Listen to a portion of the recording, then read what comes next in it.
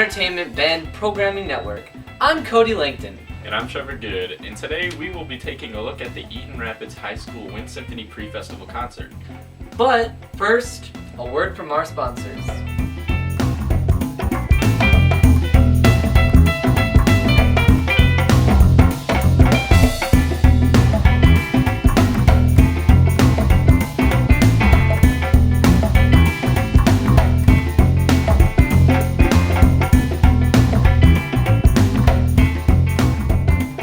Welcome back to EBPN.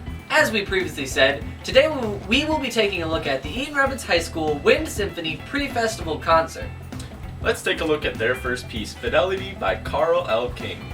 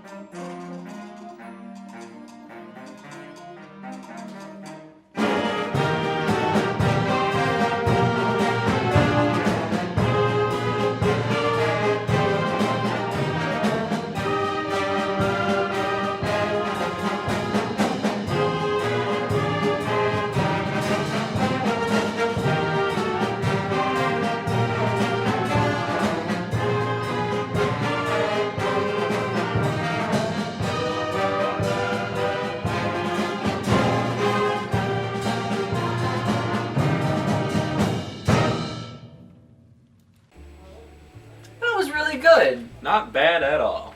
We will be judging this music based on the MSBOA rubric. Alright, we're going to begin with tone. What did you think of the tone for the piece Fidelity?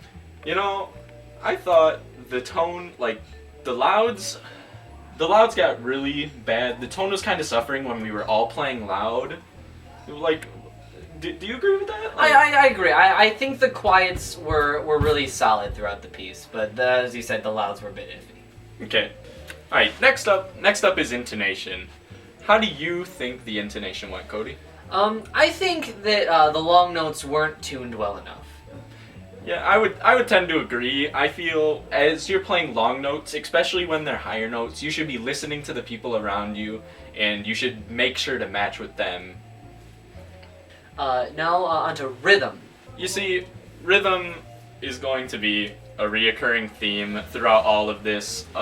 Notes aren't being really played together well with each other. Like, notes aren't being tongued together, and rhythms just seem to be kind of off throughout this. Yeah, especially at 72 in Fidelity, when everyone comes in at the same time. While a lot of us should be playing at the same time, a lot of us aren't hitting the notes when they should be. Yeah, I would agree with that, absolutely. And now for technique. Alright, I'm gonna say that there's some parts throughout the song that were a little bit too pecky. Yes, I would definitely tend to agree with that.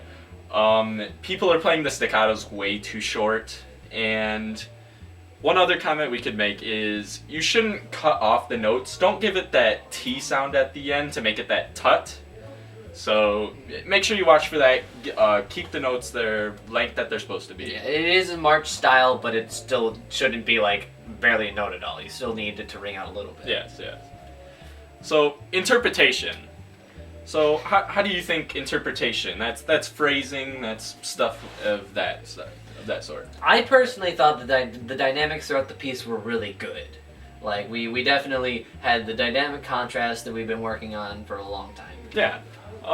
I would definitely agree with that. The notes, the sections that were supposed to get quieter definitely did get quieter, but again, when we hit that trio going into 72, when everybody comes back in, I feel the dynamics. People were just playing as loud as they could, and we know the saying, "Never louder than lovely." We should definitely be paying attention, making sure we can hear the tuba and stuff like that. Mm-hmm. All right, and that was Fidelity. And now, onto the Fugue in B-flat major by Johann Sebastian Bach.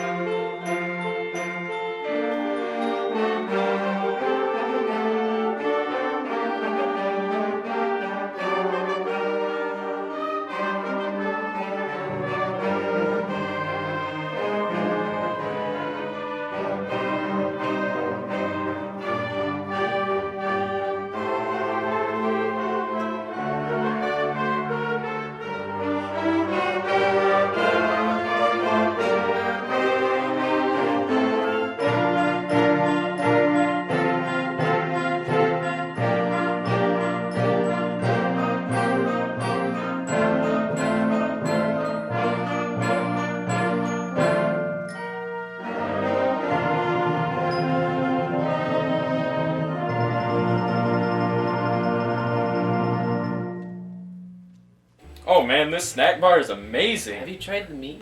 Like they have like ham Shoot, turkey. we're on. Wait, We're on. we're on?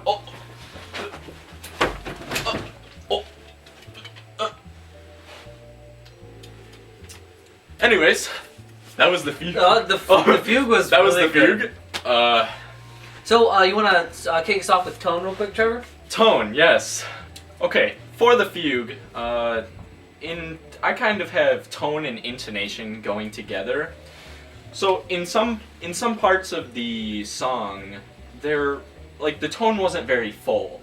You see, because the tone wasn't full, the intonation was suffering. So I think with people using more air support, the tone will be fuller and the intonation won't be as much of a problem. I agree. I definitely think that confidence is a large problem here. People don't necessarily come in as confident as they should be, and so that makes the tone a bit off.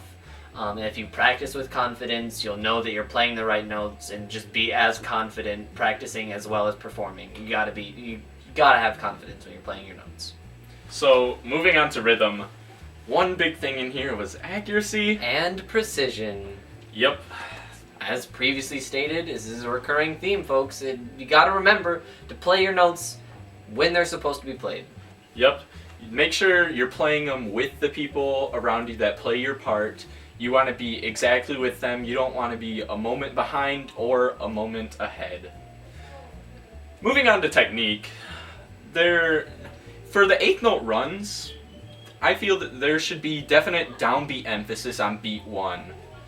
Beat 1 should be the most important beat, and it kind of lines up all the other eighth notes that follow. What do you think about technique, Kody? I think that for accents and stuff where we have too much jaw movement, when we try to play loud all of a sudden, we move our jaw wide and that makes the tone go bad as well. But mostly, you gotta make sure that your jaw isn't. You got use more air support. If your jaw moves, you're gonna make other things worse, and so you gotta keep your technique well if you want everything else to be good as well. Nope. Moving on to interpretation. On a lighter note, the last note of the fugue sounded very good. It was very well balanced. I felt that it sounded very much like a chorale. Now, I noticed I had a personal problem. So as the fugue goes, you have your main melody parts, which every different part, when they come in, they have that melody part that they play. Not to toot my own horn or anything, but when a slow voices came in, it was hard to hear that melody part, and everything else seemed to shine over it. Not sure if we should be louder or everyone else should be quieter, but try to find the happy medium. And now, Little English Suite by Claire Grundman.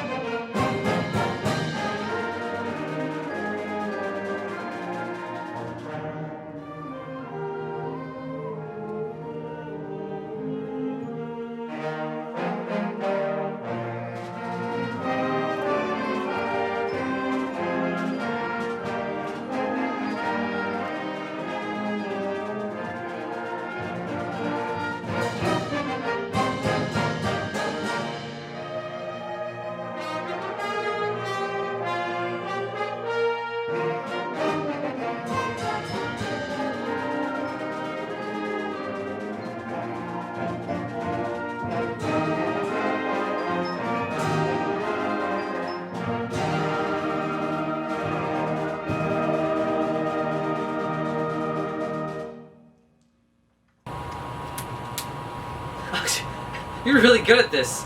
Yeah, I love Little Big Planet. Wait, where's your 3DS? This isn't a 3DS? Shoot, run. Anyways. Oh, well, that was really good. Little English Suite. Little English Suite, yeah. Good song. Okay. Let's move on. Tone. Analysis. Tone. Well, I personally thought that the high notes within... I heard it a lot in the saxophones, but this applies to most every section. High notes sound very pinched throughout all of this. Not to say that every high note was bad. We have 4 movements we're critiquing on here. Yes. There was a lot of high points and low points, but you definitely need to work on the high notes not being so pitched. So, intonation, as I've said before, I feel like long notes, the intonation kind of suffers and people just kind of stop listening. So definitely be listening in so you can match the people around you. I agree completely. I especially noticed that here. For rhythm, I really noticed that there was a lot of parts in the pieces that were really good. We were really together, and it was sounded really nice. But there were also a lot of parts that were really bad. Especially like very beginning of the first movement was pretty off. Yeah, and the same could go for the ending of the 4th movement where the tempo changes. I felt like people just didn't know the tempo. We all just weren't together. Technique. So for technique, overall, I just have to say more vibrato within all 4 movements. It was hard to hear the vibrato, saxophones, flutes, everybody that can use it.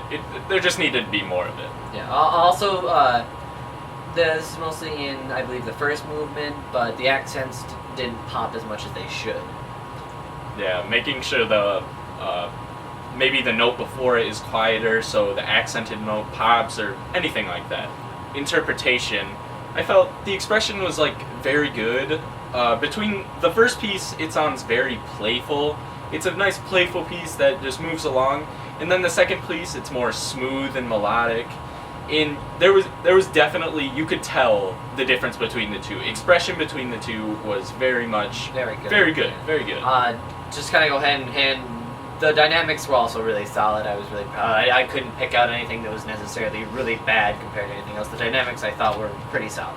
So I guess that concludes all of our analysis. Let's move on to suggestions. So, do you want to start off? Okay. So, going kind of as the recurring theme was precision and accuracy, right? We had a lot of problems lining up the notes, and you in general, you should always watch Mr. G. He's your best friend.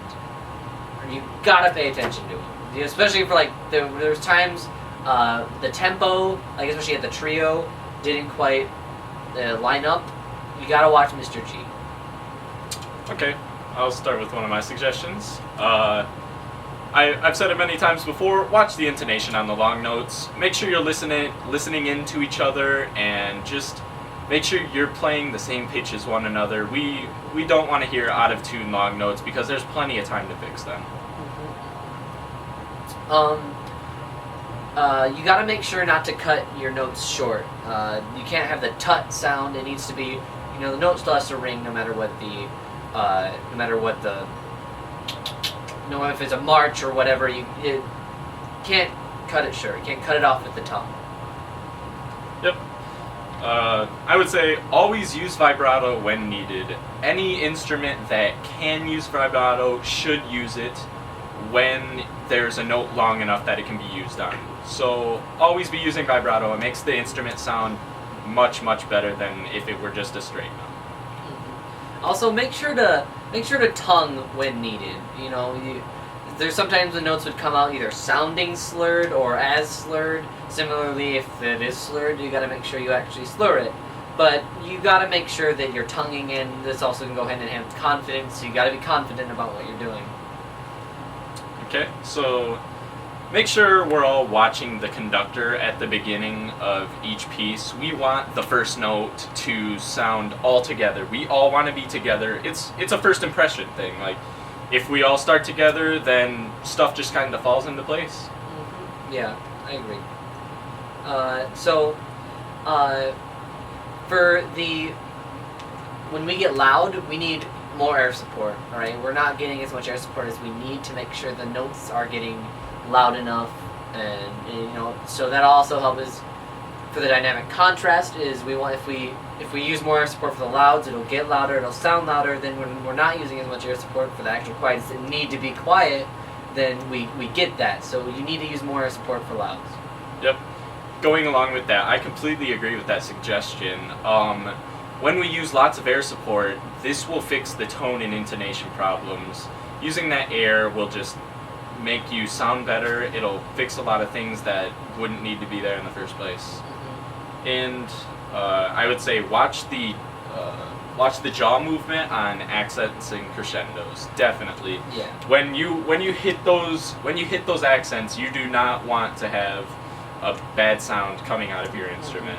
If rather than using your jaw movement to try and hit like accents and loud notes, you need the more air support. So you gotta remember, don't use jaw movement, use more air support. Yes, a breath accent rather than a jaw accent. Yes. Alright, and those were our overall suggestions. So, it's time to give a grade to all of this. Now, I'll start. In tone, I gave it a C. In intonation, I gave it a B. In rhythm, I gave it a C. Technique was a C, and interpretation was an A. This gives it an overall B- on my part. I gave tone a C. I gave intonation a C. I gave rhythm a D. I gave technique a B, and I gave interpretation A, which would total up to a C+. Thank you so much for tuning into EBPN. We'll see you all next time.